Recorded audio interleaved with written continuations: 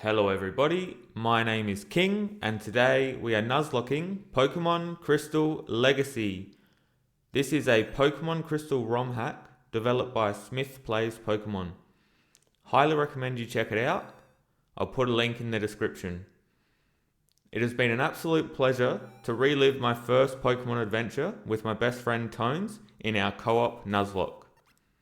For those of you who don't know, a Nuzlocke is playing with a set of self-imposed rules, the main ones being you can only catch the first Pokemon you encounter in each area, and if a Pokemon faints in battle, you have to release or box it, essentially creating permadeath for your Pokemon.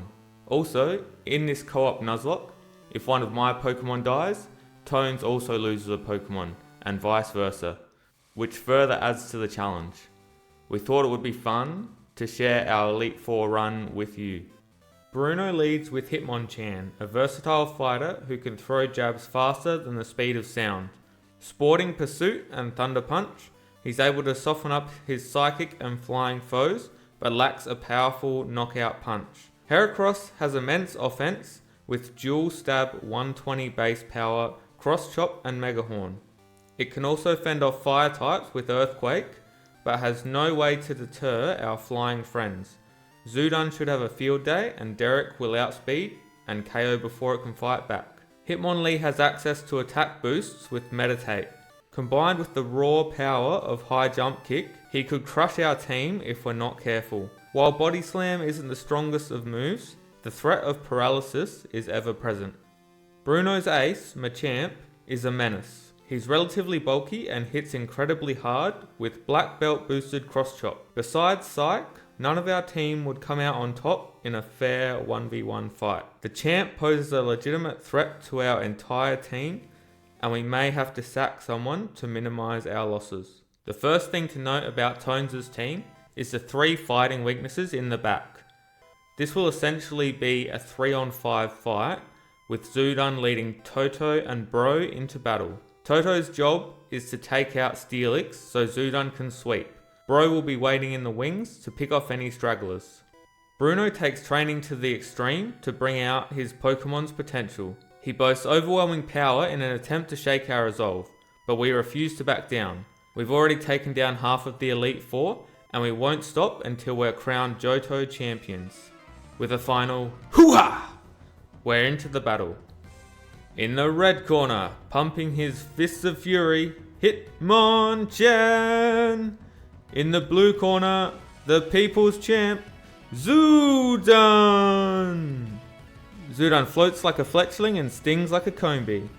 She flies out of Chan's range, then counters, sending him stumbling into the corner. He starts swinging for the fences at a dizzying pace. Zudon takes a hit while moving in for the knockout, so Tones tells her to back up and finish off their flailing foe with a sludge bomb. Bruno sends out Steelix, who wants to introduce Zudon to the rock. But you know what they say, never meet your heroes. We tell Zudon to take a breather and send in Toto to tank the rock slide. After a bite of his leftovers, he's barely taken a scratch. Seeing these stones scattered around the arena, Toto summons the Surf to create a calming rock pool, rusting the Steel Snake in the process. Now that Steelix is out of the way, there is nothing stopping Zudon from increasing his body count. Heracross comes in, threatening Toto with Cross Chop or Mega Horn. Zudon resists both, and after battling Koga, is considering a career as a professional bug exterminator. Zudon's in the zone. Her spidey senses are tingling, she dodges the Mega Horn, then flies out of harm's way as Heracross puts everything he has into the takedown attempt. With her trademark technique, Zudon knocks out Heracross in one fell swoop. Hitmonlee steps into the ring to avenge his fallen brothers. He was watching from the sidelines and picked up on Zudon's attack pattern. He takes this brief window to look deep within himself, channeling his anger to unleash his full power. The fruits of his training in 100 times gravity. Zudon eats her Senzu berry to restore her strength and steal her resolve. If she can't put a stop to Lee's rampage, it could spell an end of Tones' Pokemon journey, but more importantly, her friends. She narrowly avoids Lee's finishing blow, then launches a counterattack while he's off balance. She strikes true and puts Berserk Lee down with a single hit. Zudon is banged up, but Bruno only has his ace left. Tones has victory within his grasp. Machamp is in the building and he is fired up. In comes the mighty Toto, Feral of Gator, taker of rock slides. Toto uses Surf again, this time riding the wave to challenge the champ at close range. Machamp steps into the swell, taking Toto's attack head on, and connects cleanly with a cross chop. He was expecting it to hurt, but not like this. A critical hit. Toto topples over. Machamp had chopped him in two. Bro comes out and sees that Toto sacrificed himself to spread water across the battlefield and drench Machamp to supercharge his Thunderbolt. But bidden on by his bloodlust, he lunges forward and lands another devastating blow. Bro hung on so Tones wouldn't be sad. He brings Machamp down with a second Thunderbolt. Turns out lightning does strike twice. Considering half of Tones' team were fodder for Bruno's fighting types, only losing one Pokemon is not the worst outcome. I didn't have any footage of my team sheet pre-Bruno, but I'm leading with Psyche, holding no item, and Houndour is holding the Bright Powder. My team fares better against fighting types as a whole. Unfortunately, my flying type, Derek, doesn't resist the stab cross chops, so I will need to be careful about switching him in. Hoo-ha! In the red corner, pumping his fists of fury, Hitmonchan! In the blue corner, the king of the ring, Psyche! Since Hitmonchan can't really dish out much damage, I decide I'm going to steal his scope lens. Chan unleashes his dizzying flurry of punches. On top of trying to work out how to see through his freshly acquired scope lens, Psyche is clearly flabbergasted, so I swap him out for Derek before a second blow can connect. Derek's stone skin allows him to shrug off the incoming attack. I'm worried about a thunder punch and direct Derek to take to the skies. Chan demonstrates his lightning fast jab to clip Derek before he can move out of range. Derek, not deterred by this display of speed, attacks from above and lands the knockout blow. Steelix plays second fiddle again, and I expect it to use Derek's famous rock slide against him. I switch to Houndour to tank the hit and fire back with Flamethrower. Bruno opts for the far stronger Iron Tail, which misses, meaning we got Houndour in for free, and proceed to melt the Steel Snake into a giant glob of molten metal. Hitmonlee comes out, and there's no doubt in my mind he sees a kill with high jump kick. So we switch to Limbo and he doesn't even realise Lee kicked him.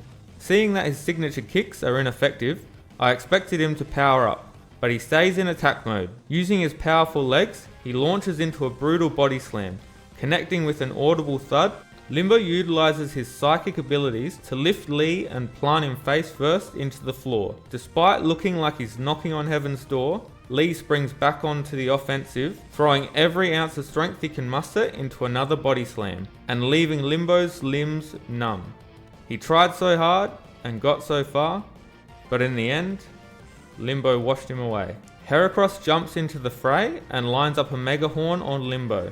Derek is hit by Hera's headlong charge on the switch, causing cracks to appear in his craggy exterior. He's never fought a bug like this before.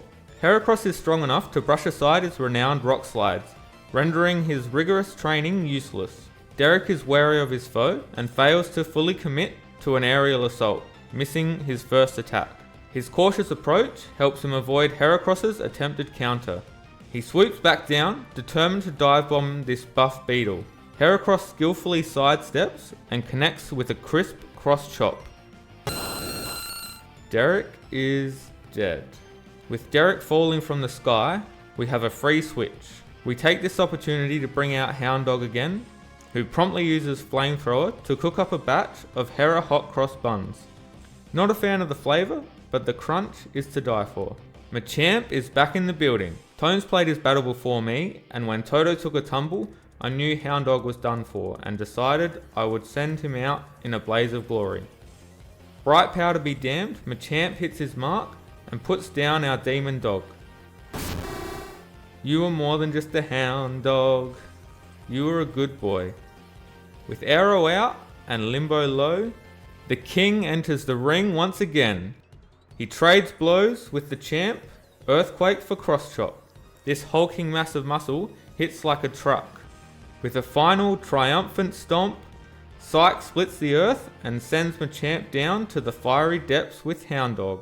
Our victory over Bruno is bittersweet. We stand in this arena surrounded by our fallen friends, knowing we must press on to honour their memory. Thank you for Nuzlocking with me today. Please like and subscribe, and leave a comment letting me know what I'm doing well and where I can improve.